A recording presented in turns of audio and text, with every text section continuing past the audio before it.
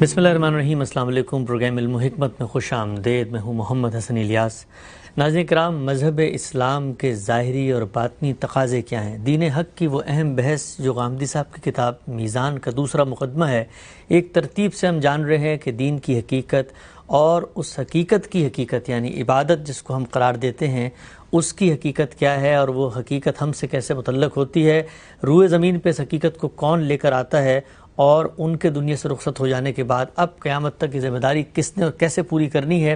یہ تمام اہم مباحث پہ ہم گفتگو کر چکے ہیں، اور گزشتہ نشست میں ہم نے سمجھا تھا کہ اب مذہب اسلام کے وہ مثبت تقاضے ہم سے کیا ہیں جن کی بنیاد پر ایک مسلمان کہلانے کا مستحق ہوتا ہے، اور ایمان کے وہ باطنی تقاضے کیا ہیں۔ آج اسی بحث کو انشاءاللہ آگے بڑھائیں گے اور تفصیل سے سمجھیں گے کہ اللہ تعالیٰ اس دین کی ہدایت کو دینے کے بعد ہم سے کیا چاہتا ہے۔ حضرت سابق ہمارے ساتھ تشریف فرما ہے جناب جاوید احمد غامدی صاحب۔ السلام علیکم غامدی صاحب۔ وعلیکم السلام صاحب بہت شکریہ آپ کے وقت کا۔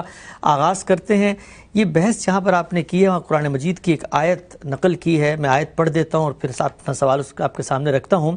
آیت کے الفاظ ہیں کہ اللہ کے نزدیک دین صرف اسلام ہے، اور جس نے اسلام کے سوا کوئی دوسرا دین چاہا تو وہ اس سے ہرگز قبول نہ کیا جائے گا، اور آخرت میں وہ نامرادوں میں سے ہوگا۔ سوال میرا یہ ہے کہ اس آیت سے ایک جو بظاہر متبادر مفہوم سامنے آتا ہے وہ یہ کہ قیامت کے دن اسلام کے علاوہ کوئی دوسرا دین قبول نہیں کیا جائے گا، تو کیا اس کا مطلب یہ ہے کہ وہ لوگ جو اسلام پر نہیں کھڑے ہوئے قیامت کے دن خائب و خاسر ہوں گے، نامراد ہوں گے اور جہنم میں جائیں گے؟ اس میں پہلے یہ سمجھ لیجئے کہ اسلام کا مطلب کیا ہے۔ اسلام کا مطلب ہے اللہ تعالیٰ کی رضا کے سامنے، اس کے حکم کے سامنے سرفگندہ ہو جانا، اپنے آپ کو سرنڈر کر دینا۔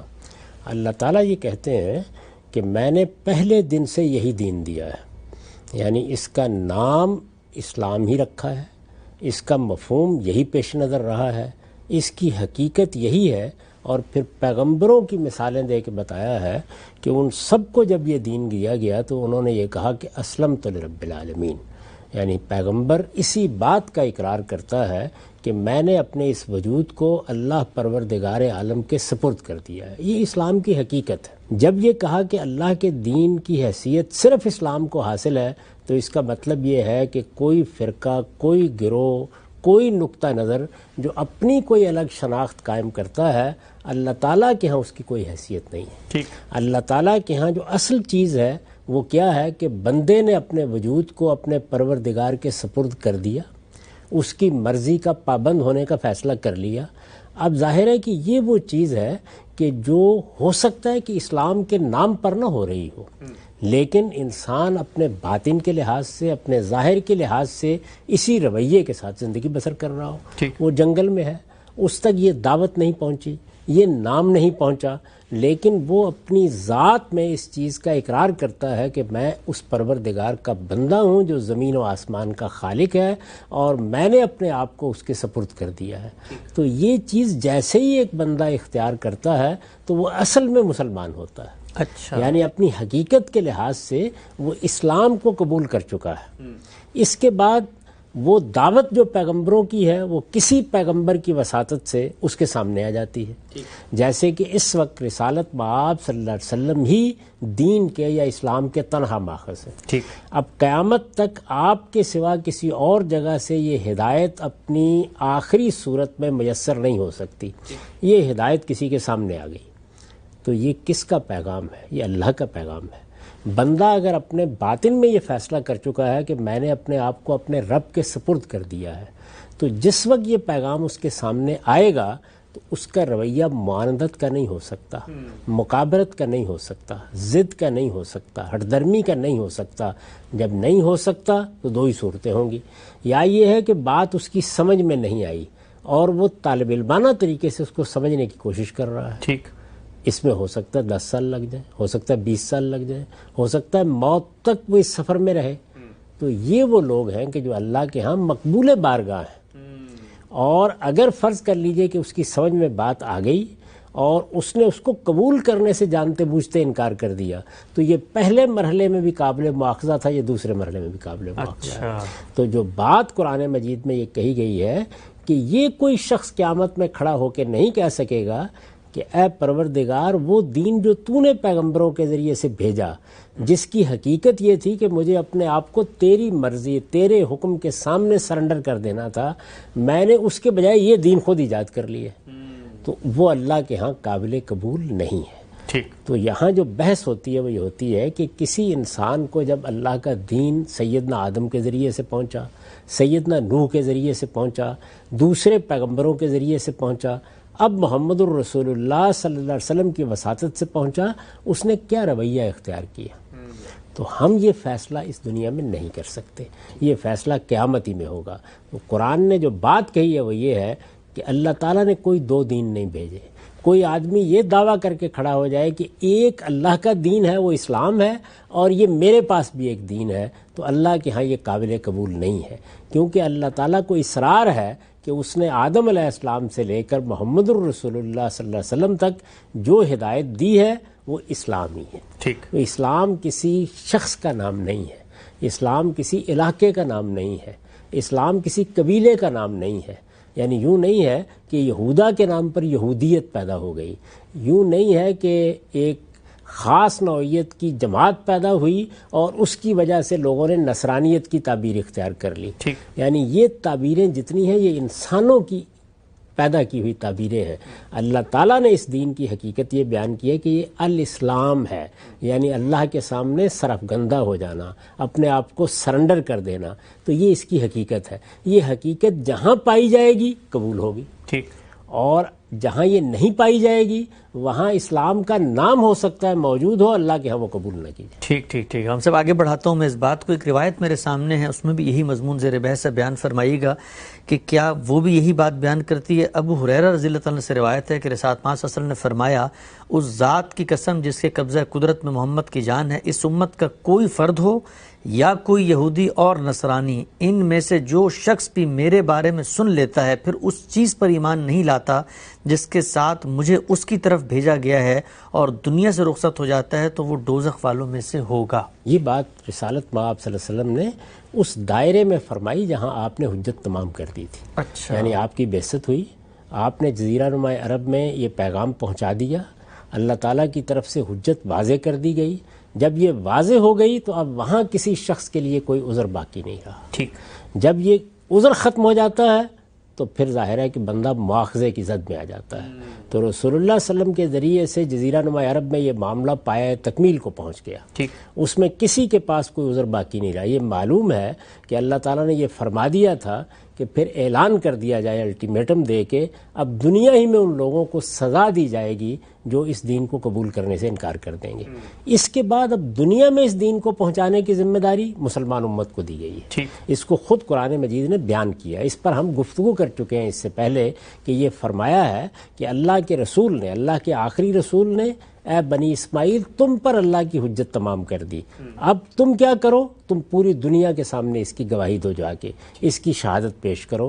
تو اب دنیا تک جیسے جیسے اس کی شہادت واقع ہوتی جاتی ہے اسی کے لحاظ سے اللہ تعالیٰ قیامت میں لوگوں کا مواخذہ کریں گے۔ یہ شہادت ہم پر بھی قائم ہوتی ہے اور یہ شہادت دنیا کے سب انسانوں پر بھی قائم ہوتی ہے، لیکن قائم ہو گئی ہے اس کا فیصلہ میں یا آپ یہاں نہیں کر سکتے، یہ اللہ تعالیٰ ہی قیامت میں کرے گا۔ ہم تو اپنے قریب کے کسی آدمی کے بارے میں بھی یہ فیصلہ کرنے کی پوزیشن میں نہیں ہوتے کہ فی الواقع اس پر یہ گواہی قائم ہو گئی، اس نے جانتے بوجھتے اس کو رد کر دیا یا اس کو قبول کیا۔ تو اس کی قبولیت اور اس کا رد حقیقی معنی میں کس طریقے سے ہوا ہے یہ فیصلہ چونکہ پروردگار عالم ہی کر سکتا ہے، تو اس وجہ سے مواخذہ بھی وہی کرے گا۔ ہم میں سے کسی کو یہ حق نہیں کہ ہم حکم لگائیں، ہماری ذمہ داری ہے جو ہمیں پوری کرنی ہے کہ اللہ کے دین کی یہ گواہی ہم اس دنیا کے ہر فرد پر قائم کر دیں۔ خان صاحب آگے بڑھاتا ہوں اس سلسلے کو۔ ایک استدلال بالعموم یہ پیش کیا جاتا ہے کہ رسالت محمد صلی اللہ علیہ وسلم کو مبعوث کرنے کے بعد عالمی سطح پر ایک نوعیت کا اتمام حجت ہو چکا ہے، دنیا کا ہر فرد جانتا ہے ایک پیغمبر آیا، عالم عرب میں آیا اور اس کے آنے کے بعد وہ سرزمین فتح ہو گئی، جو لوگ وہاں موجود تھے زمین کے پیٹ سے اکھاڑ دیے گئے۔ یہ سب کچھ تو چلے تاریخ میں لوگوں کو نہ بھی معلوم ہو، یہ جدید سائنٹیفک ریولوشن کے بعد ہر چیز انٹرنیٹ پہ دنیا میں موجود ہے، تو یہ تو دنیا کا ہر فرد، ہر یہودی، ہر نصرانی، ہر ہندو، ہر دوسرے مذہب کا، شنتو مذہب کا، بت مت کا، ہر آدمی جانتا ہے کہ رسول اللہ صلی اللہ علیہ وسلم رسول تھے، وہ آئے ہیں، تو یہ خبر تو سب تک پہنچ چکی ہے. ہر آدمی بالکل نہیں جانتا. اپنے قریب کے لوگوں کے ساتھ بات کر کے دیکھیے، آپ کو معلوم ہو جائے گا کہ لوگ کتنے بے خبر ہیں. اچھا، ان تک یہ بات پہنچی ہوئی نہیں ہے. یہ ہم ہندوستان میں، پاکستان میں رہتے ہیں. آپ اپنے ملک میں جو آپ کے ساتھ مسیحی رہتے ہیں ان سے بات کر کے دیکھ لیجئے، آپ کو اندازہ ہو جائے گا کہ باتیں اس طرح نہیں پہنچتی. یعنی پہنچانے کے لیے ضروری ہوتا ہے کہ آپ نے بات کو واضح کیا ہو، آپ نے لوگوں کو جا کے دعوت پہنچائی ہو، آپ نے اللہ کی کتاب ان کے ہاتھ میں دی ہو، اس کے بعد ہی یہ فیصلہ ہوتا ہے. تو رسالت مآب صلی اللہ علیہ وسلم کے ذریعے سے اتمام حجت کا اہتمام ہو گیا ہے. یعنی وہ سب ذرائع میسر کر دیے گئے ہیں جو اللہ کی حجت پوری کر دیں گے. لیکن ان ذرائع نے کب جا کے حجت پوری کرنی ہے، اس کے لیے مجھے بھی اپنی ذمہ داری پوری کرنی ہے، آپ کو بھی کرنی ہے، ان سب لوگوں کو کرنی ہے جن کے پاس یہ پیغام ہے. اللہ کی کتاب پہنچانا یہ ہماری ذمہ داری ہے. فیصلہ یہ اس کائنات کا پروردگار کرے گا، یہ ہم نہیں کر سکتے. اس لیے کہ یہ بات کہ فی الواقع بات پہنچ گئی، یہ بات کہ فی الواقع واضح ہو گئی، یہ بات کہ فی الواقع آدمی ہر چیز سے واقف ہو گیا، یہ بات کہ اس نے جانتے بوجھتے انکار کیا ہے یا کسی غلطی میں مبتلا ہے، اس کے اوپر حکم میں یا آپ کیسے لگا سکتے ہیں؟ ٹھیک ہے، ہم سب آگے بڑھاتے ہیں سلسلے کو. یہ بتائیے گا کہ دین کی یہ جو مثبت ظاہری اور باطنی تقاضے ہیں کہ ان 5 چیزوں پہ آپ نے عمل کرنا ہے، وہ اللہ پر ایمان ہے، رسول اللہ صلی اللہ علیہ وسلم کو آخری پیغمبر سمجھنا ہے، نماز، روزہ، زکوٰۃ، حج، اور ایمان کے تقاضے اسی طرح اللہ پر ایمان، فرشتوں پر ایمان، کتابوں پر، نبیوں پر، آخرت پر ایمان. سوال میرا آپ سے یہ، آپ نے بہت وضاحت سے فرق واضح کیا تھا کہ علمی اختلاف کا دائرہ الگ ہے، لیکن یہ وہ بنیادی اسٹرکچر ہے جس میں ہم کھڑے ہوں گے اور ہماری شناخت مسلمان ہے. اگر کوئی شخص آگے بڑھ کے ان 5 ظاہری تقاضوں میں سے اور ان 5 باطنی تقاضوں میں سے کسی ایک کا انکار کر دے، مثلا کوئی شخص کہے کہ میں نماز کو نہیں مانتا، یا کوئی شخص کہے میں فلاں کتاب کو نہیں مانتا، تو کیا اس کے بعد بھی وہ مسلمان کہلانے کا مستحق رہے گا؟ میرا کام یہ ہے کہ میں اس سے بتاؤں کہ تم ایک ایسی چیز کا انکار کر رہے ہو جس کو اللہ تعالیٰ نے کفر سے تعبیر کیا ہے. میرا کام یہ ہے کہ میں اسے بتاؤں کہ تم جس چیز کے منکر ہو رہے ہو اس کے نتیجے میں تم شرک کا ارتکاب کرو گے. تو یہ علم میں اضافہ کرنا میرا کام ہے. وہ ماننے سے انکار کر دے، یہ ایک سادہ جملہ ہے. کیوں انکار کر دے؟ تعبیل کی کوئی غلطی ہوگی، سمجھنے میں، فہم میں کوئی غلطی لگ گئی ہوگی. تو میرا کام کیا ہے یا آپ کا کام کیا ہے کہ ہم اس کی غلطی کو دور کریں. در حقیقت یہ دعوت ہے، یعنی اللہ کا پیغام پہنچانا، غلطی کو دور کرنا، صحیح بات کو واضح کرنا. اگر کہیں کوئی فہم میں غلطی لگ رہی ہے تو اس پر گفتگو کر کے اس تک صحیح بات پہنچانا، یہ ہماری ذمہ داریاں ہیں. اس کے بعد اس فرد نے کیا رویہ اختیار کیا؟ وہ یہ کہتا ہے کہ بات تو مجھ پر بالکل واضح ہو گئی ہے لیکن میں نہیں مانتا. تو پھر تو وہ انکار کر رہا ہے، پھر آپ کو فتویٰ لگانے کی کیا ضرورت ہے؟ پھر وہ اپنے اقرار کو خود دنیا کے سامنے پیش کر دے گا. اور اگر وہ اس کے جواب میں یہ کہتا ہے کہ میں اس بات کو اس طرح دیکھتا ہوں، میرے نزدیک تو قرآن مجید کی اس آیت کا مطلب یہ ہے، میں تو یہ سمجھتا ہوں کہ یہ سنت اس طریقے سے منتقل ہوئی ہے، تو وہ آپ کے ساتھ بحث کر رہا ہے. آپ کے اور اس کے درمیان استدلال میں فرق واقع ہو گیا ہے. وہ بڑی گمراہی کی تبلیغ کرنے والا ہو سکتا ہے، لیکن چونکہ تعویل کی غلطی میں مبتلا ہے تو آپ کا کام یہ ہے کہ آپ اس کی غلطی کو شائستگی کے ساتھ واضح کرنے کی صحیح کریں. یہ اپنی جگہ پر کھڑے ہو کر دوسروں پر حکم لگانا، اپنے نقطہ نظر کی بنیاد پر دوسروں پر فتویٰ دینا، یہ بات ہمیں اللہ کی کتاب نے نہیں سکھائی. ٹھیک ہے، ہم سے تھوڑی سی میں اس پہ بات مزید کرنا چاہوں گا آپ سے. ہمارے ہاں جو ایک بالعموم معاشرے میں علماء کا بالخصوص تعامل نظر آتا ہے وہ یہ ہے کہ جیسے ہی کوئی تھوڑا سا انحراف نظر آئے تو وہ دائرے سے باہر لوگوں کو نکال دیا جاتا ہے. کیا آپ کو لگتا ہے، ظاہری بات ہے انحراف امت میں رہا بھی ہے، اس وقت بھی ہے، آئندہ بھی لوگ پیدا کریں گے، کیا یہ ممکن ہے کہ محض ہم اپنے رویے سے، وہ جو ایک دعوت کا رویہ ہے، اپنی ہی کوئی بھیڑ کہیں چلی گئی ہے تو اس کو بہلا کے، اس کو محبت کے ساتھ ہم واپس لے کر آئیں؟ کبھی کبھی یہ بھی ہوتا ہے کہ غلطی یا فکری اختلاف چھوٹا ہوتا ہے لیکن ہمارے رویے کی وجہ سے وہ اتنی شدت اختیار کر جاتا ہے کہ اگلا آدمی پھر دروازہ ہی بند کر لیتا ہے. یہی ہوگا، یعنی جب ہم یہ رویہ اختیار کریں گے تو اس سے رد عمل کی نفسیات پیدا ہوگی. جو تعلیم ہمیں ہمارے پروردگار نے دی ہے اور جو طریقہ ہمارے پیغمبر نے سکھایا ہے وہ یہ ہے کہ ہم کبھی اپنے حدود سے تجاوز نہ کریں. میرا کام کیا ہے؟ میں نے دیکھا کہ آپ ایک غلط بات کر رہے ہیں، آپ کی بات اللہ کی کتاب کے خلاف ہے، آپ نے جو بات کہی ہے وہ بات وہ نہیں ہے جو میں دین کی حیثیت سے سمجھتا ہوں. تو میرا پہلا کام کیا ہونا چاہیے؟ پہلا کام یہ ہے کہ میں آپ سے تبادلہ خیالات کروں گا، میں اپنی بات آپ کے سامنے رکھوں گا. یعنی میں نے تو آپ سے بات ہی نہیں کی، میں نے آپ کے ساتھ گفتگو کر کے آپ کی غلطی آپ پر واضح کرنے کی صحیح نہیں کی. میں نے اپنے آپ کو پیغمبر کی جگہ پہ کھڑا کر لیا ہے. خود مجھے بھی اپنی بات آپ کے سامنے پیش کر کے اس کے دلائل پر آپ کا محاکمہ سننا چاہیے تھا. میں نے ان میں سے کوئی کام نہیں کیا. تو دیکھیے میری گزارش یہ ہے کہ دو ہی شکلیں ہو سکتی ہیں. ایک آدمی ایک دین کو مانتا تھا, اس نے اس سے سری انحراف کیا, انحراف کر کے اپنے انحراف کا اقرار کر کے کھڑا ہو گیا اور اس نے کہا کہ میں نے اس دین کو چھوڑ دیا. ٹھیک, اس کے بعد آپ کو کوئی فتویٰ لگانے کی ضرورت ہے؟ کوئی حکم آپ کو لگانے کی ضرورت ہے؟ آپ کو کوئی فیصلہ کرنے کی ضرورت ہے؟ وہ اپنا فیصلہ خود سنا رہا ہے. ٹھیک.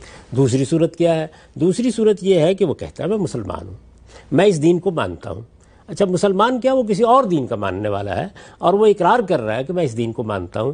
آپ اس سے پوچھتے ہیں کہ اس دین کے ماخذ تو اللہ کی کتاب ہے, اس دین کے ماخذ میں تو اللہ کے پیغمبر کی سنت ہے. وہ کہتا ہے میں سب چیزوں کو مانتا ہوں. آپ کہتے ہیں پھر تم یہ بات جو کر رہے ہو یہ بات تو درست نہیں ہے. وہ یہ کہتا ہے آپ کی بات درست نہیں, میں اس کو زیادہ بہتر سمجھا ہوں. تو اب اس شخص کے اوپر آپ فتویٰ کیسے لگا سکتے ہیں؟ اس کو آپ کو اپنی دعوت کا مخاطب بتانا ہے, اس کے ساتھ تعلیم و تعلم کا تعلق قائم کرنا ہے, اس کے ساتھ بات کرنی ہے, اس کو اس غلطی سے نکالنا ہے. یہ ہے فرد کے بارے میں آپ کا رویہ جو ہونا چاہیے. باقی رہ گئی وہ بات جو وہ غلط کر رہا ہے تو بات کی حیثیت سے اس پر حکم بھی لگایا جائے گا. یہی وہ چیز ہے کہ جو لوگوں کی سمجھ میں نہیں آتی بعض اوقات, اور وہ حدود سے تجاوز کرتے ہیں. یعنی آپ دیکھیے کہ ہمارے ہاں مثلا صوفیہ کے بہت سے مسالک ہیں, ہمارے ہاں متکلمین کے بہت سے نقطہ نظر ہیں, ہمارے ہاں فقہا کی بہت سی بحثیں ہیں.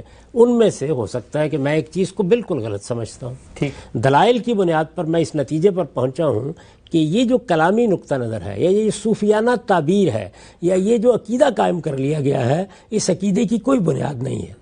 یہ اصل میں اللہ تعالیٰ کی کتاب ہے جس کے فہم میں غلطی ہو رہی ہے. یہ پیغمبر کی سنت ہے جس کو بیان کرنے میں غلطی ہو رہی ہے. یہ کوئی رسالت مآب صلی اللہ علیہ وسلم کی نسبت سے روایت ہے جس کو سمجھنے میں اختلاف ہو رہا ہے. تو اس پر اب گفتگو کی جائے گی نا, بات کی جائے گی. یہاں دوسرا شخص تعویل کر کے اپنے آپ کو دین کا علمبردار کہہ کر آپ سے مختلف بات کر رہا ہے. تو بات کی غلطی واضح کی جائے گی, اس پر کوئی حکم نہیں لگایا جائے گا. یعنی بندے پر, فرد پر حکم لگانا یہ میری یا آپ کی جورسڈکشن نہیں ہے, یہ میرا اور آپ کا اختیار نہیں ہے. اس لیے کہ بندہ جو اقرار کر رہا ہے وہ اس کا اقرار ہے جس پر دنیا میں اس کے ساتھ معاملہ کرنا ہے. اللہ تعالیٰ آخرت میں کیا کریں گے وہ تو دلوں کے حال جانتے ہیں, وہ اپنا فیصلہ سنائیں گے.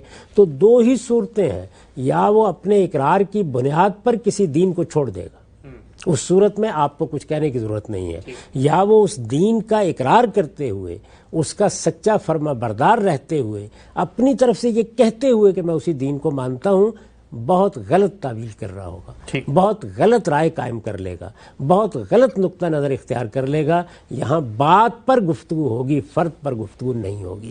بات پر گفتگو میں کوئی مداہنت نہیں برتی جائے گی. کفر ہے تو آپ بتائیں گے یہ کفر ہے, شرک ہے تو آپ بتائیں گے یہ شرک ہے, گمراہی ہے تو آپ بتائیں گے کہ یہ گمراہی ہے. ہر چیز کو واضح کریں گے.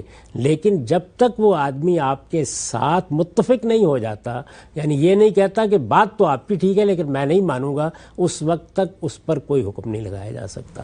ہمارے اور اس کے درمیان گفتگو کا تعلق ہے, دائی اور مدعو کا تعلق ہے, بات سمجھانے اور سنانے کا تعلق ہے, تعلیم اور تربیت کا تعلق ہے. ظاہر افراد کی نوعیتیں مختلف ہوتی ہیں. آپ کا کوئی بیٹا آپ کے ساتھ یہ بحث کر سکتا ہے, آپ کی بیٹی آپ کے ساتھ یہ گفتگو کر سکتی ہے, آپ کے علاقے کے لوگوں کے درمیان یہ بات ہو سکتی ہے, دنیا کے بڑے دانشوروں کے درمیان اختلافات ہو سکتے ہیں. تو اختلافات کے معاملے میں آپ کو حکم لگانے کا حق فرد پر نہیں ہے, آپ کو بات پر بات کرنی ہے, اور بات پر بات میں کوئی مداہنت نہیں ہوگی, کوئی منافقت اختیار نہیں کی جائے گی. آدمی کے بارے میں حکم لگانے سے متعلق آپ کا کام ہی یہ نہیں ہے کہ آپ کوئی فتویٰ دیں, اس کا فیصلہ اللہ تعالیٰ نے کرنا ہے. آپ کو صرف یہ بتانا ہے کہ میرے بھائی تم یہاں اللہ کی کتاب کو سمجھنے میں غلطی کر رہے ہو یا فلاں چیز کے فہم میں صحیح راستے پر نہیں رہے. عام صاحب بہت ہی خوبصورتی سے آپ نے اس نقطے کو بھی واضح کیا. ایک میں چاہتا ہوں اشکال آپ کے سامنے مزید رکھوں اس بحث میں جو بالعموم پیش کیا جاتا ہے اور کہا یہ جاتا ہے کہ چلیے بات کو تو ہم نے کہہ دیا, بات کفر ہے, بات غلط ہے, بات کے بارے میں لوگوں کو متنبع کر دیا, لیکن مسلمان امت کے لاکھوں کروڑوں اربوں سادہ لوگ مسلمان ہیں, وہ بھی تو آخر اس کو سنیں گے, وہ بھی تو اس کے نظریے سے متاثر ہوں گے. تو اس شخص سے کیوں نہ ان کو برانگیختہ کیا جائے, دور کیا جائے, اس شخصی کو ڈسکریڈ کر کے امت سے الگ کر دیا جائے, تاکہ ان سادہ لو مسلمانوں کا ایمان جو ہے وہ محفوظ رہے، تو بندے پر جب ہم یہ حکم لگاتے ہیں کہ یہ تو بندہ ہی اپنی ذات میں گمراہ بندہ ہے اور یہ اس طریقے سے نئے نئے فلسفے اور نئے نئے نقطہ نظر اپنا رہا ہے، تو اس سے کم باقی لوگوں کا ایمان محفوظ رہتا ہے، سادہ لوگ مسلمان کی طرف متوجہ نہیں ہوتے۔ اس طرح کے فلسفے بیان کرنے کا آپ کو دین نے حق نہیں دیا۔ دین کے معاملے میں ہم اپنی طرف سے مصلحتیں طے نہیں کرتے۔ اچھا، ہمارا کام یہ ہے کہ جو ہمیں حق دیا گیا ہے اس کے مطابق ہم زندگی بسر کریں۔ ہمیں یہ بات کہی گئی ہے، بلکہ اس کو ہماری ذمہ داری بتایا گیا ہے کہ صحیح کو صحیح کہیں گے، غلط کو غلط کہیں گے۔ یہ معاملہ ہے بات کے بارے میں۔ فرد کے بارے میں کوئی حکم لگانے سے ہمیں روکا گیا ہے۔ اللہ تعالیٰ نے بار بار یہ بات کہی ہے کہ تمہارا کام لوگوں کے دین، ایمان، جنت اور دوزخ کے فیصلے کرنا نہیں ہے، یہ اللہ تعالیٰ کا معاملہ ہے، وہ کرے گا۔ اپنے پیغمبر کو بھی اس نے یہی ہدایت کی ہے، لوگوں کو بتایا ہے کہ میں نے دین کے معاملے میں کوئی جبر روا نہیں رکھا، میں نے انسانوں کے ساتھ یہ معاملہ کیا ہے کہ ان کو حق دیا ہے کہ وہ بات کریں، وہ کوئی نقطہ نظر اختیار کرنا چاہتے ہیں کریں۔ آپ پورے قرآن مجید کو پڑھ جائیے، اللہ تعالیٰ کہتے ہیں کہ اگر مجھے لوگوں کے بارے میں فیصلہ کرنا ہوتا تو میں کر لیتا اسی دنیا میں نے یہ نہیں کیا، اس کو میں نے مؤخر کر دیا ہے۔ تمہارا کام یہ ہے کہ تم صحیح بات لوگوں تک پہنچاؤ، تو صحیح بات کے پہنچانے کے معاملے میں کبھی کوتاہی نہیں کرنی چاہیے، افراد پر حکم لگانے کے معاملے میں کبھی جسارت نہیں کرنی چاہیے۔ یہی وہ توازن تھا جس کو ہم نے مجروح کیا، اور اس کے نتیجے میں پوری امت کے اندر ایسی تفریق پیدا کر دی کہ ہر شخص دوسرے کے بارے میں یہ کہہ رہا ہے کہ وہ اس امت کا حصہ نہیں ہے۔ یہ محمد الرسول اللہ صلی اللہ علیہ وسلم کی امت ہے، یہ مراکش سے انڈونیشیا تک رسالت آپ صلی اللہ علیہ وسلم کے ساتھ نسبت کا اظہار کرتی ہے۔ یہ نسبت معمولی نسبت نہیں ہے۔ جب کوئی شخص کہتا ہے کہ میں محمد الرسول اللہ صلی اللہ علیہ وسلم کا پیرو ہوں، مجھ کو کیا حق ہے کہ میں اس کو اس سے محروم کر دوں یا اس کے بارے میں کوئی فتویٰ عائد کروں؟ ہاں، وہ اگر محمد الرسول اللہ صلی اللہ علیہ وسلم کی نسبت سے کسی بات کو غلط بیان کر رہا ہے، وہ قرآن مجید کی کسی آیت، کسی حکم کی تشریح میں غلطی کر رہا ہے، اس کو واضح کرنا میری ذمہ داری ہے۔ میں نے اپنی پوری زندگی میں اس کا اہتمام کیا ہے۔ یہ دیکھیے کہ مثال کے طور پر میں نے تصوف کے بارے میں بالکل بلاغ طریقے سے اپنی رائے بیان کر دی ہے۔ اسی طریقے سے وحدت الوجود کے بارے میں اپنا نقطہ نظر اپنی کتاب میں میزان میں بیان کر دیا ہے۔ متکلمین کی بہت سی آراء پر تبصرہ کیا ہے، لیکن آج تک کبھی کسی فرد کے بارے میں کوئی ایسی بات نہیں کہی، کیونکہ میں ان سب کو مسلمان سمجھتا ہوں، ان سب کو محمد الرسول اللہ کی امت کا حصہ سمجھتا ہوں، ان کی عزت کرتا ہوں، ان کے علم کی عزت کرتا ہوں، ان کی خدمات کی عزت کرتا ہوں، لیکن بہت ادب کے ساتھ، بہت احترام کے ساتھ ان کی خدمت میں یہ گزارش کرتا ہوں کہ یہاں آپ کی تعبیر صحیح نہیں ہے۔ یہ بات جو آپ نے اختیار کی ہے، اس کے نتیجے میں دین کے مقابل میں کوئی چیز وجود میں آ گئی ہے۔ یہ جو نقطہ نظر آپ نے اختیار کیا ہے، اس نقطہ نظر کو قرآن مجید قبول نہیں کرتا۔ یہی وہ چیز ہے کہ جو ہم پیدا کریں گے تو علم زندہ ہوگا، اور اگر ہم افراد پر فتوے لگائیں گے تو فتنے اور فساد کی بنیاد رکھ دیں گے۔ تو اللہ تعالیٰ نے ہمیں جو حق دیا ہے، ہمیں وہیں تک رہنا چاہیے، اپنی طرف سے مصلحتیں طے نہیں کرنی چاہیے، لیکن تھوڑی دیر کے لیے میں آپ کی بات کو قبول کر لیتا ہوں۔ یہ الفاظ کیا ہیں؟ سادہ لو مسلمان۔ اللہ تعالیٰ نے ہر انسان کو یہ صلاحیت دی ہے کہ وہ صحیح اور غلط میں تمیز کر سکتا ہے۔ ہمیں اس کو اس قابل بنانا ہے کہ وہ صحیح اور غلط میں تمیز کرے۔ اور وہ کیسے پیدا ہوگی چیز؟ وہ پیدا ہوگی علم کو پھیلانے سے، دین کے بارے میں زیادہ سے زیادہ علم لوگوں تک پہنچانے میں۔ جب ہم ان جن کو ہم سادہ لو مسلمان کہہ رہے ہیں، ان کو دین کے معاملے میں تعلیم تربیت دے دیں گے تو اصل میں دین کو سمجھنے کے نتیجے میں وہ کسی گمراہی میں مبتلا نہیں ہوں گے۔ اور اگر ہم لوگوں کے بارے میں حکم لگائیں گے تو چونکہ اس حکم کے پیچھے استدلال نہیں ہوگا، یہاں بات کرتے وقت خود ہم حدود سے تجاوز کر رہے ہوں گے تو ہم حقیقت میں ان کو بھی دھکیل رہے ہوں گے کہ وہ پھر اپنی بنیاد پر جو فیصلے کرنا چاہیں کر لیں۔ تو ہمیں جو طریقہ اختیار کرنا ہے دین میں اختلافات سے متعلق، وہ ہے صحیح بات کو واضح کرنا، غلط بات کے بارے میں یہ بتانا کہ اس میں کیا غلطی ہے، اور اس کے لیے شائستہ مہذب لب و لہجہ اختیار کرنا، بات پر گفتگو کرنا، بات تک محدود رہنا، اس کی غلطی کو استدلال سے بیان کرنا، اور اس کے بعد فیصلہ لوگوں کے اوپر چھوڑ دینا۔ ہم یہاں پر کسی ریوڑ کے چرواہے بنا کر نہیں بھیجے گئے۔ ہماری ذمہ داری کیا ہے؟ انما انت مذکر لست علیہم بمسیطر، تم لوگوں پر داروغہ نہیں بنائے گئے، تمہارا کام نصیحت کرنا۔ بہت خوب، ہم سے بہت ہی خوبصورتی سے آپ نے یہ پہلو بھی واضح کیا۔ آگے بڑھاتے ہیں اس بحث کو۔ یہ جو 5 چیزیں ہیں، 5 مثبت تقاضے، 5 باطنی تقاضے، اس میں یہ جو تقدیر کے خیر و شر کے اوپر ایمان ہے، اس کو آپ نے ان 5 میں ذکر نہیں کیا بلکہ اس کے بعد الگ سے ذکر کیا، اس کی کیا وجہ ہے؟ یہ تو رسالت مآب صلی اللہ علیہ وسلم کی روایت میں نے نقل کی ہے.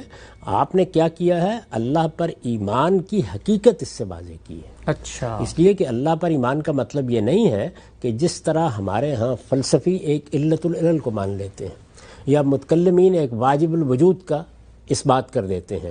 قرآن مجید کا استدلال یہ نہیں ہے. قرآن مجید یہ کہتا ہے کہ اللہ کو ایک زندہ، ایک قائم ہستی کی حیثیت سے مانو. اور یہ کب مانا جائے گا؟ یہ اس وقت مانا جائے گا جب اس پوری کائنات میں اللہ کی قدرت کے ظہور کو مانا جائے گا.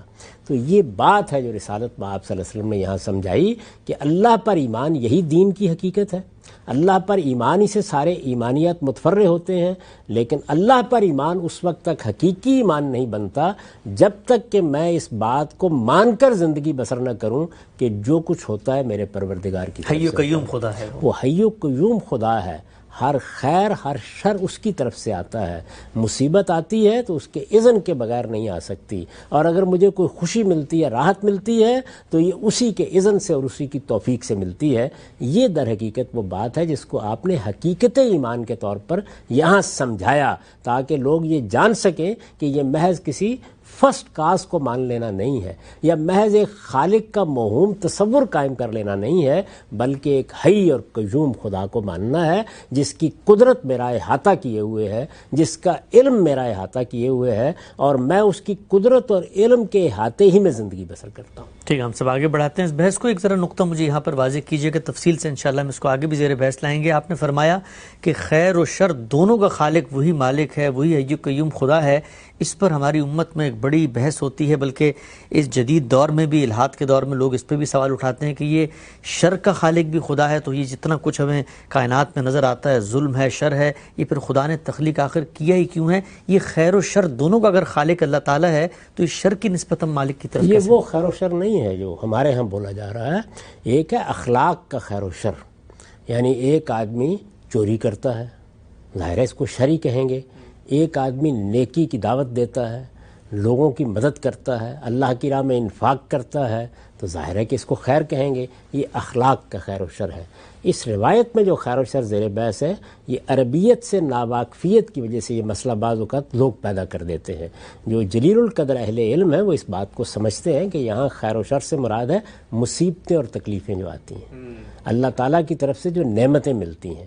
اللہ تعالیٰ عنایت فرماتے ہیں، نعمت دیتے ہیں، خوشی دیتے ہیں، راحت دیتے ہیں، آسائش دیتے ہیں. اس کو عربی زبان میں خیر کہا جاتا ہے.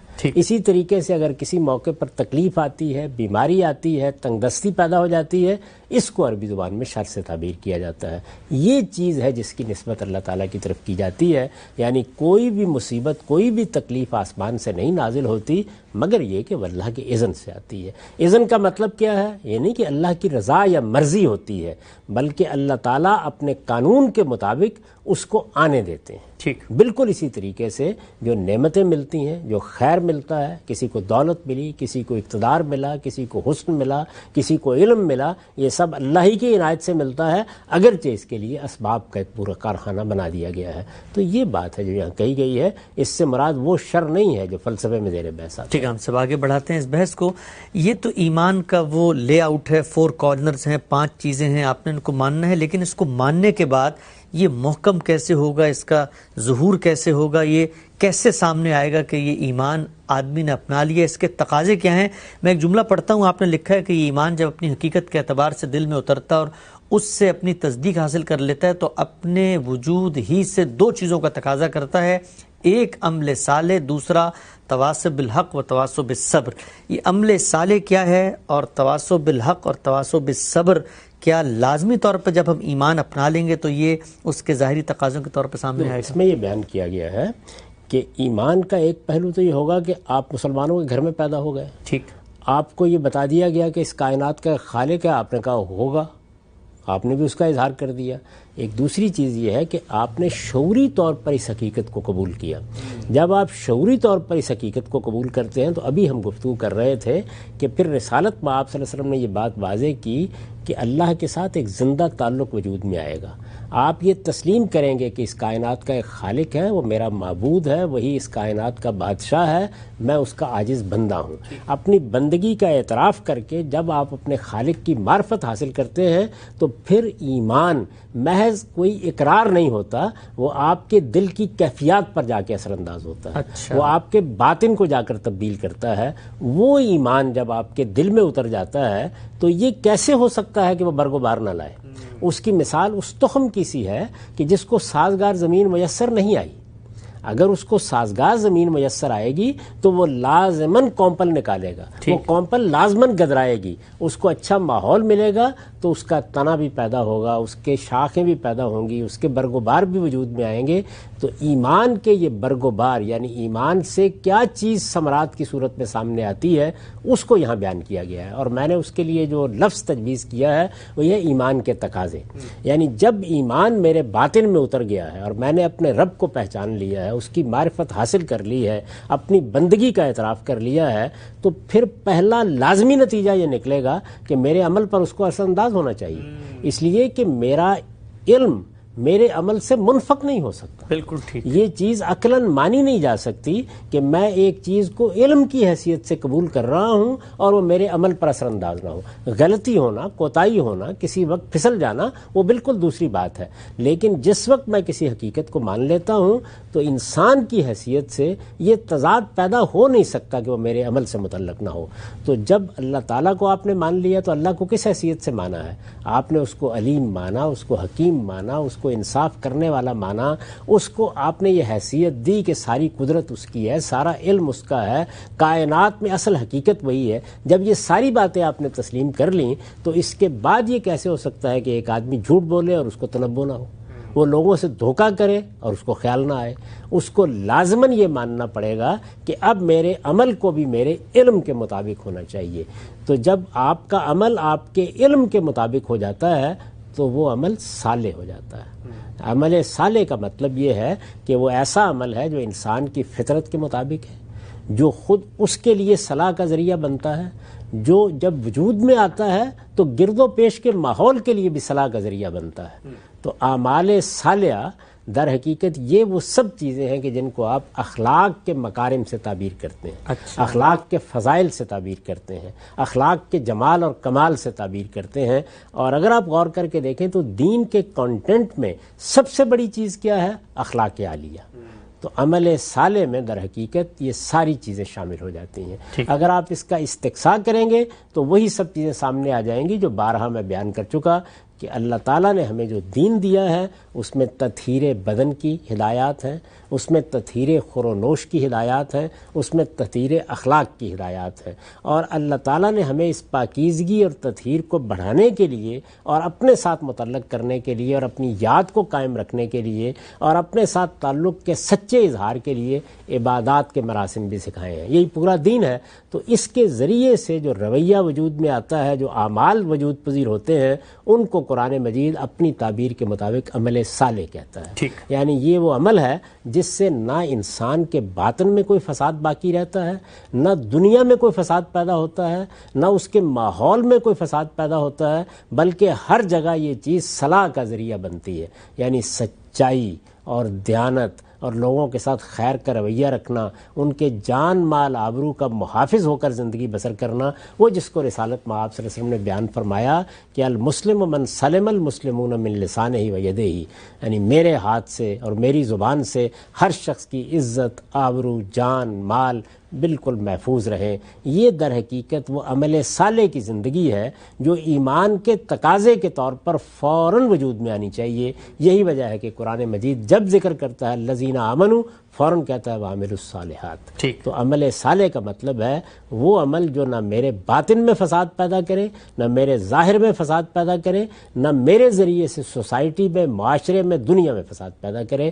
اگر وہ ہر چیز کو درست کرنے والا ہے، اس کو صحیح رکھنے والا عمل ہے تو وہ صالح عمل ہے. ٹھیک ہے، ہم سے بھی بتائیے گا کہ جس وقت اگر کوئی بندہ مومن ایمان لا چکا ہے، ایمان پر عمل پیرا ہے، لیکن اس کے عمل سے یہ عمل صالح کے بجائے کوئی شر کا عمل پیدا ہو جاتا ہے، تو کیا اس وقت پھر ایمان اس کے اندر موجود نہیں رہا، پوٹینشلی زائل ہو گیا؟ اس کو خود رسالت باب صلی اللہ علیہ وسلم نے واضح کر دیا. یہ یہاں کی بحث نہیں ہے، آگے ایمانیات میں نے یہ بحث بہت تفصیل کے ساتھ کی ہے. رسالت باب صلی اللہ علیہ وسلم نے یہ بتایا ہے کہ ایک ہے ایمان کا ظاہری پہلو. ظاہر ہے کہ میں مسلمان ہوں تو مسلمان کی حیثیت سے میں نے اقرار کر لیا، بڑے سے بڑے کفر کے ارتکاب کے بعد بھی میری یہ حیثیت ختم نہیں ہوتی. ٹھیک، بڑے سے بڑے شرک کی صورت میں بھی مجھ سے پوچھا جائے گا کہ تم یہ بات کیوں کر رہے ہو، تو یہ میرا ظاہر ہے. لیکن میرے باطن میں جو ایمان ہے، یعنی جو ایمان کی حقیقت ہے، وہ ختم بھی ہو جاتا ہے. اچھا، وہ بڑھتا بھی ہے، وہ کم بھی ہوتا ہے، اس میں افزونی بھی ہوتی ہے، اس میں نقص بھی واقع ہوتا ہے. یہ بات خود حضور نے بتائی اور بڑے خوبصورت اسلوب میں بتائی کہ جس وقت آدمی چوری کرتا ہے اس وقت وہ مومن نہیں ہوتا، جس وقت وہ بدکاری کا ارتکاب کرتا ہے اس وقت مومن نہیں ہوتا. یعنی اس کا یہ مطلب نہیں ہے کہ دنیوی اعتبار سے ہم اس کی تکفیر کر دیتے ہیں. دنیا کے اعتبار سے تو اپنے اقرار پر قائم ہے کہ وہ مسلمان ہے، اور ہمارا بھی کام یہ ہے کہ ہم اس کے اقرار کو تسلیم کریں. لیکن اللہ تعالیٰ کے ہاں وہ حقیقت ایمان سے اس وقت محرومی کی صورت اختیار کر لیتا ہے. تو ایمان جب اچھے عمل میں نہیں ڈھلتا تو ہر آدمی کو فکر کرنی چاہیے کہ اصل میں وہ ایمان محرومی کی صورت اختیار کر رہا ہے. سبحان اللہ. ہم سب آگے بڑھاتے ہیں سلسلے کو. پہلا تقاضا ہے ایک عمل صالح، یعنی ایمان کے تقاضوں میں سے دوسرا تقاضا آپ نے ذکر کیا کہ تواصو بالحق و تواصو بالصبر. سورہ عصر کے اندر آخری آیات میں یہ الفاظ زیر بحث ہیں. ان تعبیرات سے مقصود کیا ہے اور اس کا عملی اظہار کیسے ہوتا ہے؟ میں نے ایک چیز کو علمی طور پر صحیح مانا ہے. میں یہ کہتا ہوں کہ یہ بات حق ہے، میں یہ کہتا ہوں یہ بات سچائی ہے، میں یہ کہتا ہوں یہ بات معروف ہے، میں یہ کہتا ہوں کہ یہ وہ بات ہے کہ جو عمل صالح کہلانے کی مستحق ہے، یہ اخلاق کی فضیلت ہے. تو ظاہر ہے کہ میں ان سب چیزوں کو پسند کرتا ہوں. جب میں ان چیزوں کو پسند کرتا ہوں تو پھر دیکھیے جس طرح علم کا تقاضا یہ تھا کہ وہ عمل صالح میں بدلے، اسی طرح میرے اس شعور کا تقاضا یہ ہے کہ میں اپنے ابنائے نو کو بھی یہ بتاؤں کہ یہ چیز جو میں اپنے لیے پسند کرتا ہوں میں تمہارے لیے بھی اسی کو پسند کرتا ہوں. اچھا، میں اپنے بچوں کے لیے بھی اسی کو پسند کرتا ہوں، میں اپنی بیوی کے لیے بھی اسی کو پسند کرتا ہوں. بیوی ہے تو وہ شوہر کے لیے یہی پسند کرتی ہے. اسی طرح اعزہ اقربا، آپ کے رشتہ دار، آپ کے تعلق والے، آپ کے دوست، آپ کے احباب، آپ کا معاشرہ، بلکہ آگے بڑھ کر پوری دنیا، ان سب کے لیے میں اسی کو پسند کرتا ہوں. تو میرا ظاہر ہے کہ ایک عام آدمی کی حیثیت سے ایک دائرہ کار ہوتا ہے. میں کسی جگہ پلتا بڑھتا ہوں، کہیں میں کام کرتا ہوں، کہیں میں کاروبار کے لیے جاتا ہوں، کہیں میں پاس پڑوس کے لوگوں سے ملتا ہوں. یہ میرا جو دائرہ ہے اس میں مجھے یہ ہدایت کی گئی ہے کہ میں سچائی کی ہدایت کرنے والا بن کر رہوں. یعنی جب موقع ملے، جب حکمت کا تقاضا ہو، جب ضرورت محسوس ہو، میں معروف پر لوگوں کو بلاؤں، میں منکر کے بارے میں لوگوں کو توجہ دلاؤں.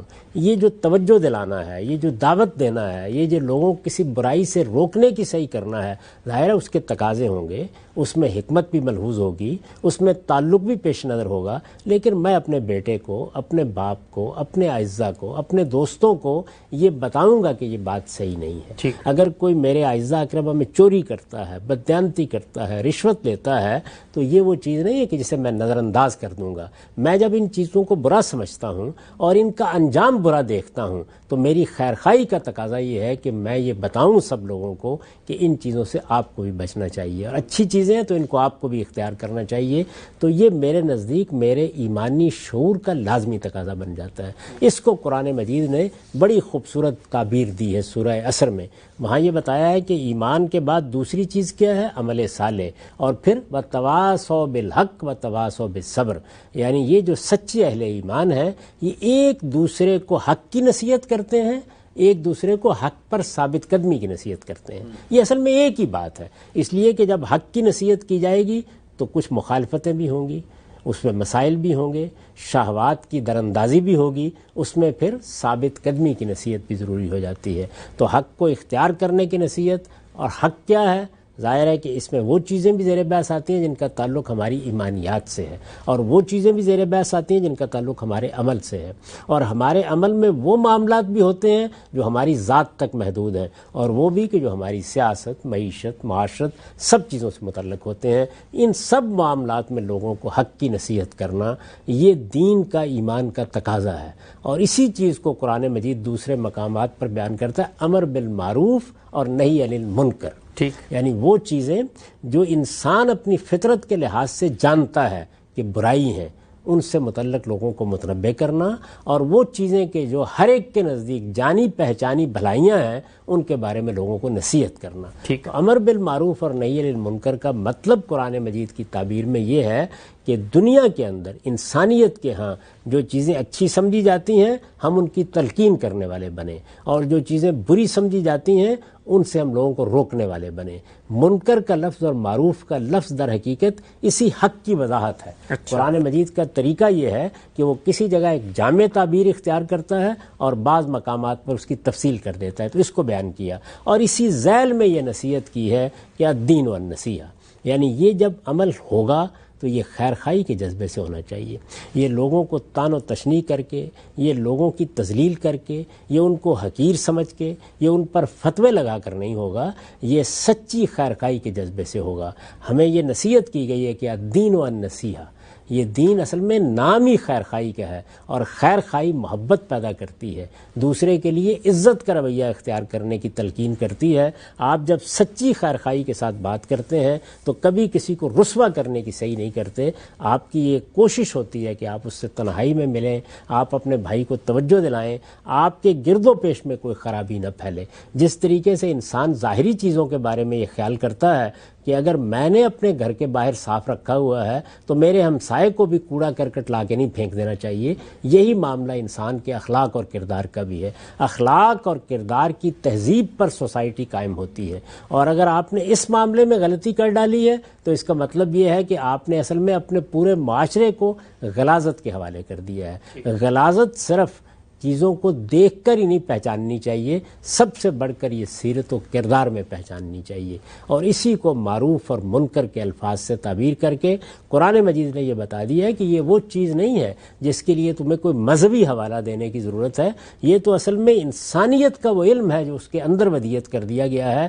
اس پر بات کرو گے تو دنیا تمہاری بات سنے گی، بھائی کو بھی اسی کی نصیحت کرو، بیٹے کو بھی اسی کی نصیحت کرو، باپ کو بھی اسی کی نصیحت کرو، گرد و پیش کے پورے ماحول میں معروف کی، بھلائی کی تلقین کرنے والے بن کر رہو اور برائی سے روکنے والے بن کر رہو۔ ہم سے تواصو بالحق اور تواصو بالصبر کی یہ جو تعبیرات ہیں ان سے مراد کیا ہے، ایمان کا یہ تقاضا کیسے بنتے ہیں؟ وقت ہمارا خاتمے کی طرف ہے۔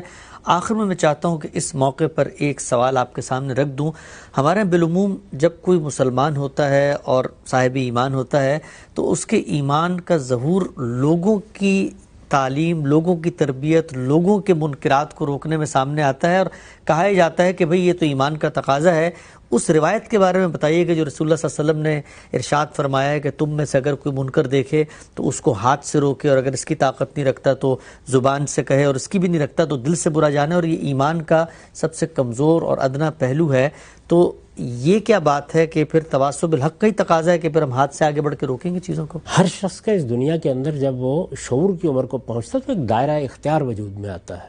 یعنی آپ ایک گھر بناتے ہیں، یہ معلوم ہے کہ جب گھر بنتا ہے تو وہ ایک ادارے کی حیثیت سے بنتا ہے، اس میں باپ کی ایک خاص حیثیت ہے، اسی طریقے سے شوہر کو ایک خاص مقام دیا گیا ہے۔ تو جب آپ اس طرح کا کوئی ادارہ بناتے ہیں، جیسے اس سے آگے بڑھ کر آپ دنیا میں معیشت اور معاشرت کے لیے ادارے بناتے ہیں، آپ ریاست کے ادارے بناتے ہیں، تو جو دائرہ اختیار آپ کا ہے اس میں یہی ہونا چاہیے۔ اگر مجھے اختیار حاصل ہے اپنے گھر میں تو کیا میں چوری کا مال آنے دوں گا؟ اس کو میں روکوں گا، اور یہ روکنا ظاہر بات ہے کہ بعض موقعوں کے اوپر طاقت سے بھی ہوتا ہے۔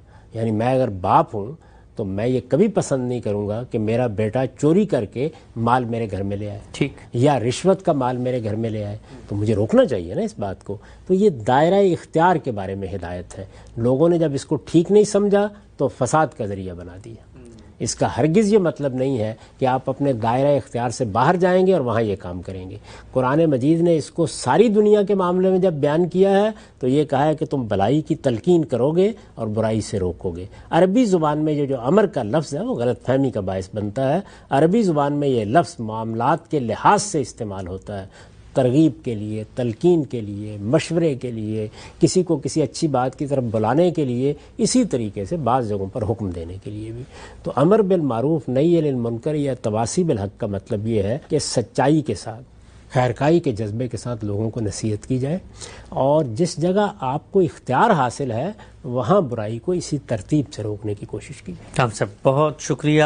موضوع کا ہم نے آج تفصیل سے جانا غامدی صاحب سے کہ ایمان کے تقاضے کیا ہیں، عمل صالح سے کیا مراد ہے، اور تواصی بالحق اور تواصی بالصبر کی تعبیرات ایک بندہ مومن سے کیا چیزیں چاہتی ہیں۔ ظاہر کے لحاظ سے تو ایمان کے ہی تقاضے ہیں، لیکن انسان جب دنیا میں نکلتا ہے تو خارج میں اس کو مختلف صورتحال بھی درپیش ہوتی ہے۔ اس صورتحال میں کیا ایمان کے کچھ اور بھی تقاضے ہیں؟ اس بحث کو آگے بڑھائیں گے انشاءاللہ۔ وقت ہمارا یہاں ختم ہوتا ہے، دوبارہ حاضر خدمت ہوں گے، یاد دیجیے۔ اللہ حافظ۔